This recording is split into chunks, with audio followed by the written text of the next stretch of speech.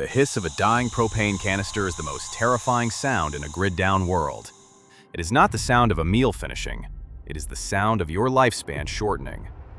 You are staring at a pot of hard, inedible beans bubbling over a blue flame that is sputtering into oblivion. Outside, the temperature is dropping. Inside, you have just wasted 2 hours of irreplaceable fuel to perform a task that physics dictates should have taken 5 minutes. You are trading your future warmth for a single hot meal because you do not understand the laws of thermodynamics. Ignorance is not just expensive, it is terminal. The modern world has trained you to believe that cooking requires a constant input of energy. This is a lie designed to keep the meters running and the supply chains moving. The truth is hidden in the specific heat capacity of water and the forgotten desperation of the Second World War. You do not need more fire. You need a pillow. Before the cold creeps into your bones and the lights flicker out for the last time, leave a signal that you are still awake. Strike the like button to ignite the beacon, and subscribe if you are prepared to abandon the comfort of illusions for the brutality of physics. Leave a comment below confirming you are ready to learn the lost art of fireless survival. The fundamental error begins with your understanding of heat. You look at a pot of boiling water and you see cooking. A physicist looks at that same pot and sees catastrophic waste. When water reaches 100 degrees Celsius, it hits a thermodynamic ceiling. No matter how high you crank the flame, the water will not get hotter. The excess energy does not cook the food faster. It merely converts liquid water into steam, a process known as the latent heat of vaporization.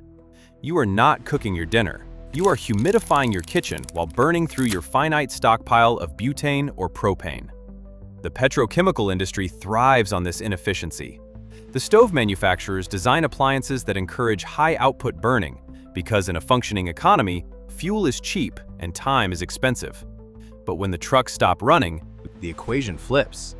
Fuel becomes more valuable than gold, and time becomes the only resource you have in abundance. Consider the calorie. A calorie is simply a unit of energy required to raise the temperature of water. Once you have invested the energy to bring a pot of beans or rice to a boil, that thermal mass contains a tremendous amount of stored joules. The only reason you keep the fire burning is to combat the second law of thermodynamics, which dictates that heat flows from a warmer object to a cooler environment. You are burning gas solely to replace the heat escaping from the sides and lid of the pot. You are fighting entropy with a finite resource, and you will lose. However, if you eliminate the heat loss, you eliminate the need for the fire.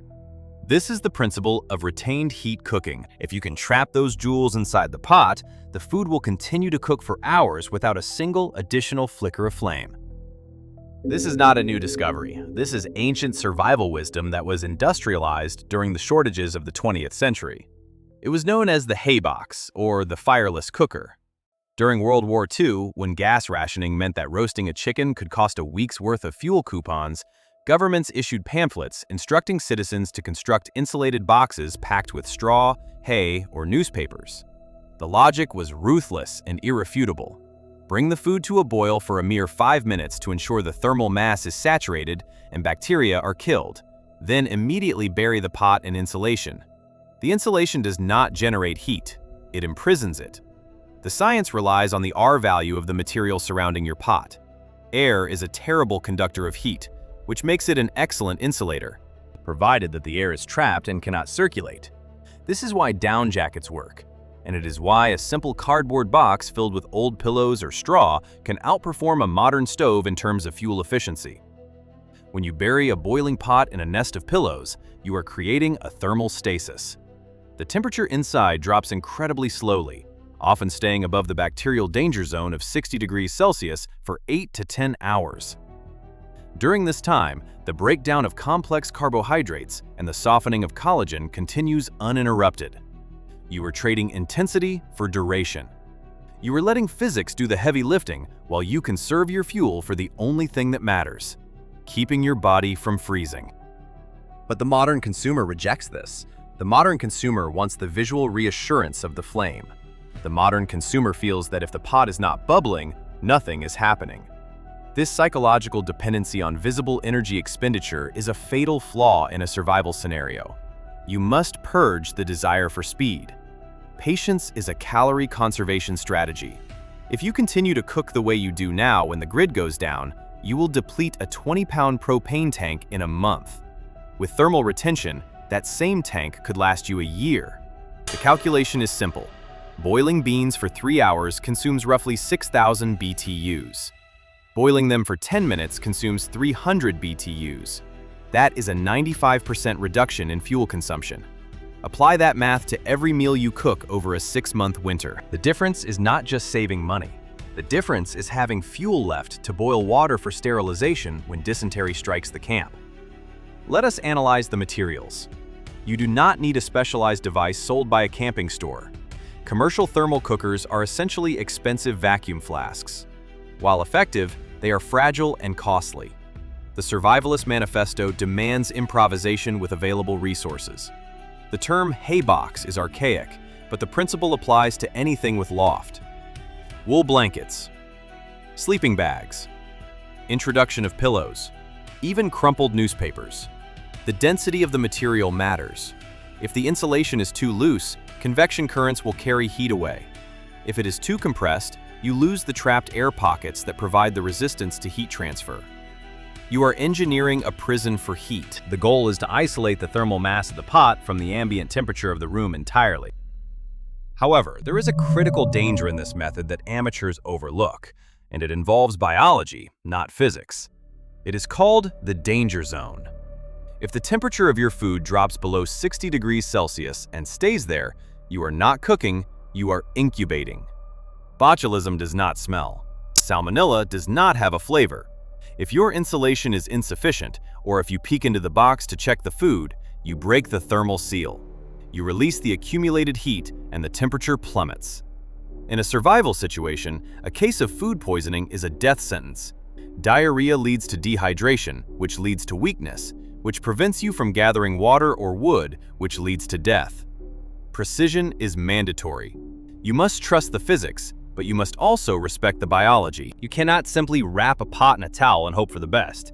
You must construct a vessel that defies the ambient cold. The silence of a thermal cooker is deceptive.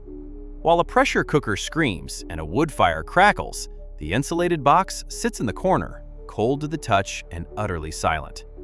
Do not mistake this lack of drama for inactivity. Inside that nest of old blankets or straw, a violent molecular struggle is taking place. The water molecules, agitated to a frenzy by your initial 5 minutes of fuel investment, are desperately trying to transfer their kinetic energy to the surrounding environment. The insulation is the only thing standing between your meal and the entropy of the universe. The silence you hear is the sound of energy being imprisoned. It is the sound of a system that refuses to leak. If you can feel heat emanating from the outside of your box or your pile of pillows, you have failed. That escaping heat is calories leaving your food, and it is a signal that your dinner will be cold and dangerous long before it is cooked. If you are currently relying on a stockpile of fuel that you have never tested in a real-world scenario, you are operating on hope, not data. Leave a comment below stating efficiency is survival if you are ready to audit your own consumption before the supply chain forces you to do so. You must understand that the vessel itself is the first line of defense. The modern kitchen market is flooded with thin aluminum cookware designed for rapid heat transfer. This is exactly what you do not want. Aluminum is a traitor in a retention cooking scenario because it surrenders heat just as quickly as it accepts it. To make this technique work, you need a thermal battery.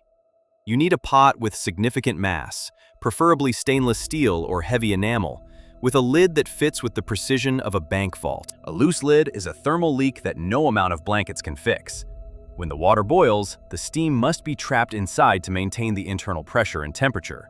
If steam is escaping, joules are escaping. You are not just looking for a pot, you are looking for a thermal capacitor that can hold a charge of 100 degrees Celsius for hours. The volume of the food is another variable that physics dictates you cannot ignore. Retention cooking relies on the thermal mass of the liquid itself to maintain the temperature.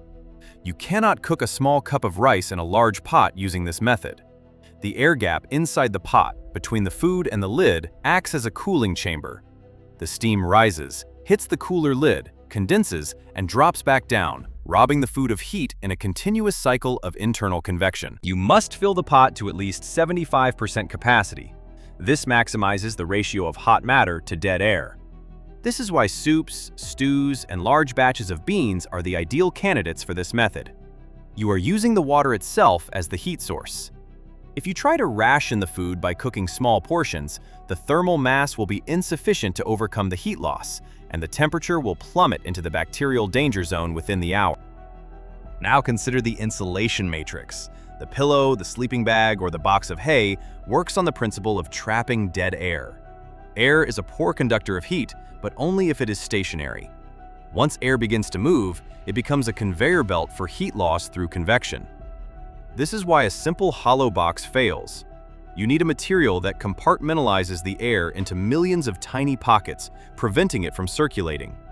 Feathers, wool, and straw are excellent for this because they are chaotic structures that disrupt airflow. However, there is a critical engineering challenge here known as the chimney effect. Heat rises. If you wrap the sides of the pot but leave the top lightly covered, the heat will punch a hole through your insulation and escape vertically, drawing cold air in from the bottom to replace it. You are not building a nest, you are building a tomb. The insulation must be thickest on top, and the pot must be completely encased, with no gaps for drafts to enter. There is a psychological trap here that catches the undisciplined survivor every time. It is the urge to check the progress. In conventional cooking, lifting the lid to taste the broth is a standard procedure. In retention cooking, it is an act of sabotage. Every time you open the insulation or lift the lid, you are releasing a massive amount of stored energy that cannot be replaced without putting the pot back on the fire. Curiosity kills the calorie. Once the pot goes into the box, it is a closed system. You must trust the mathematics of heat retention. If you boiled the food for the required time and your insulation is sufficient, the physics will work. Opening the box to reassure yourself is an emotional weakness that the laws of thermodynamics will punish by leaving you with lukewarm, undercooked beans. This brings us back to the biological imperative. The goal is to keep the internal temperature above 60 degrees Celsius for the duration of the cooking time. Below this threshold, bacteria such as Clostridium perfringens begin to multiply at an exponential rate. If your insulation is poor and the temperature drops to 40 degrees Celsius after only 2 hours, you have created an incubator for disease. This is why the initial boil is non-negotiable. You are not just heating the food, you are sterilizing the vessel. The initial 10 minutes of vigorous boiling ensures that the food, the water, and the inner surfaces of the pot are all brought to a temperature that kills active pathogens. The retention phase is strictly for cooking, not for sterilization.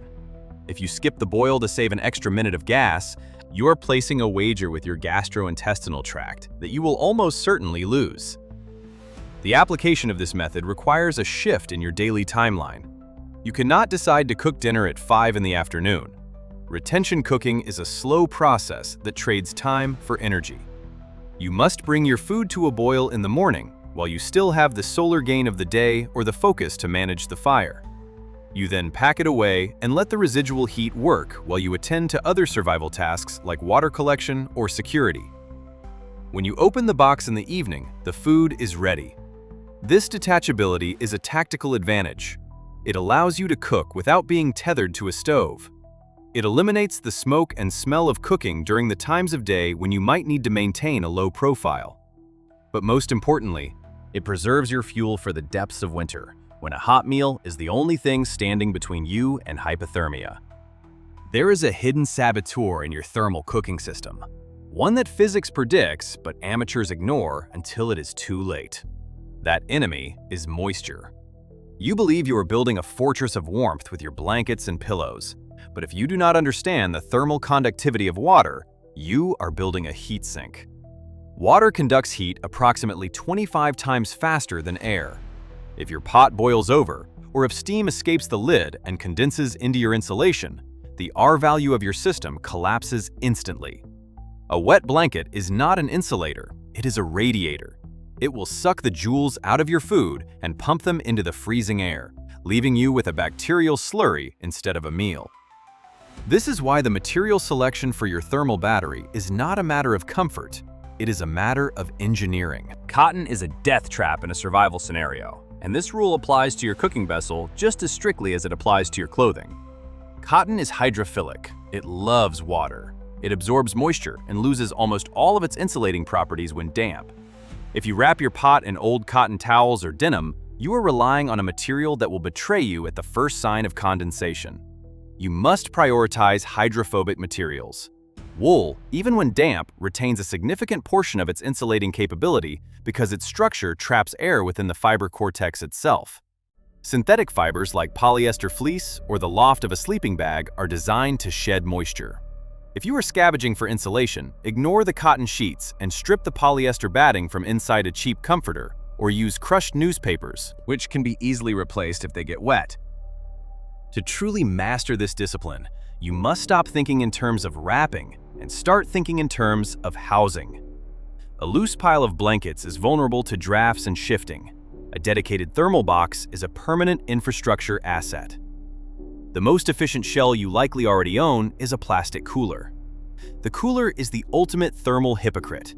It is designed to keep ice from melting by blocking heat entry, which means, by the laws of thermodynamics, it is equally proficient at keeping heat from escaping.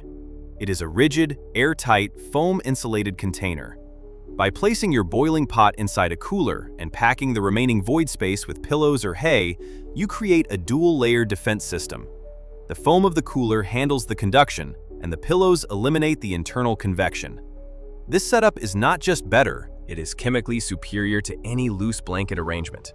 Now let us confront the mathematics of your fuel reserves. In a standard grid-down winter scenario, a 20-pound propane tank contains approximately 430,000 BTUs. A standard burner consumes roughly 10,000 BTUs per hour on high. If you cook beans for 3 hours a day,